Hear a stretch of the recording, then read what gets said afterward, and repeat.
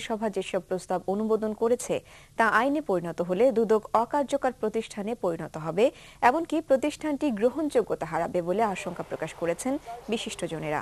দুদককে স্বাধীন, নিরপেক্ষ ও কার্যকর করার দাবিতে সকালে জাতীয় প্রেস ক্লাবের সামনে টিআইবি আয়োজিত মানববন্ধনে যোগ দিয়ে এই শঙ্কার কথা জানান তারা। বর্তমান আওয়ামী লীগ সরকারের নির্বাচনী ইশতেহারে দুর্নীতি দমন কমিশনকে শক্তিশালী করার যে ওয়াদা ছিল তা থেকে তারা দূরে সরে এসেছে বলেও অভিযোগ করেন কেউ কেউ।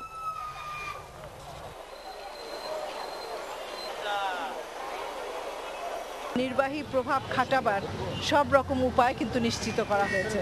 তার ফলে নির্বাহী দুর্নীতি দমন কমিশন স্বাধীনভাবে কাজ করার যে সুযোগটুকু ছিল সেটাকেও কিন্তু অত্যন্ত গুরুতরভাবে খর্ব করা হয়েছে। দুর্নীতি দমন কমিশনে যে সমস্ত আইনে যে সংস্কার কথা বলা হচ্ছে সেটা করা হলে সে ধরনের দুর্নীতি কমিশনের প্রয়োজন নাই, কারণ ওটা কোনো কার্যকরী ভূমিকা রাখতে পারবে না। যেমন অতীতে ছিল ব্যুরো অফ অ্যান্টি করাপশন, যেটা কোনো কার্যকরী ভূমিকা রাখতে পারে নাই।